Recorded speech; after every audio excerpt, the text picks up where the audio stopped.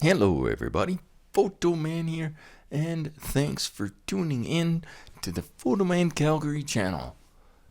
For this video, this is a very large barn that I found actually quite a few years ago now, just south of Camrose along Highway 21.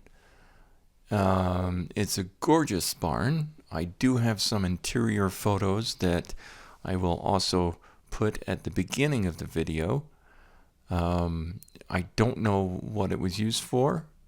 It looks like it may have been used for like stables for horses, things like that. But I do not know. 100%. So I'm not going to hypothesize on what it was used for or anything like that. I can let you guys decide. Some of you country folk may have more idea than I do as to what it was used for.